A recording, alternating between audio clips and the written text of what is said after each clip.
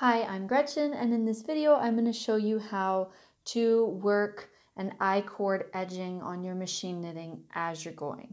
Now, this technique uses the holding position, so obviously there are some limitations. You can't work it on a fabric that having the needles forward tells the machine something other than holding.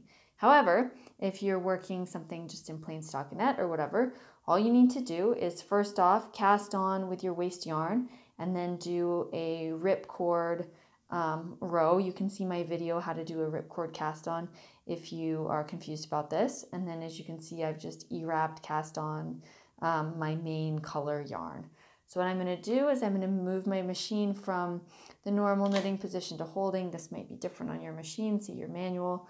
And then I'm going to go ahead and I'm going to do a 3-stitch I-cord edging. So I'm going to go ahead and push back all of my other stitches or my needles. Since they have the E-wrap on them, I can't push them back all the way or I will just drop everything right off of them since they've pushed past the latches to begin with. But if I move them back there, they should go ahead and work. So now these needles are in the holding position, my machine is set to holding, and these needles are pushed back far enough to work. So I'm going to go ahead and knit my row.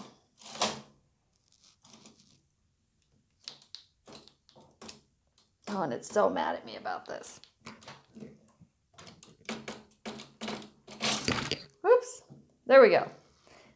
So as you can see now, I have held the yarn for these last 3 needles, but since I'm working the other direction, I want to move these 3 needles into the holding position and push these 3 back. And it's fine to have your yarn just resting over them like that, but you do want to make sure, of course, that you've pushed them back into a working position while these 3 aren't holding. And then you can knit across. It's not so mad at me now that I'm past my first row. Now, as you can see, you have a bar here because you have held those first 3 stitches on your last row. And now we're going to reverse the process again. So I'm going to push these 3 back into working position. Don't push them too far back or you'll lose your stitches. And I'm going to push these 3 out to holding. And then I'm going to continue to work like so.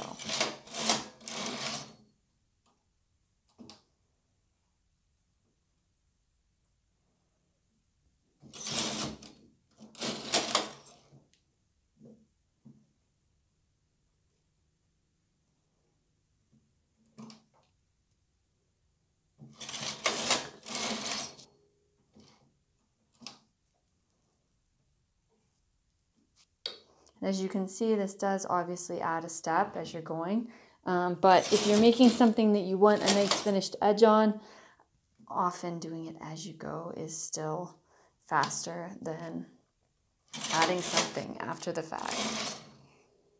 So now I think I've worked enough that you can start to see that these edges are starting to curl in and form that nice I-cord.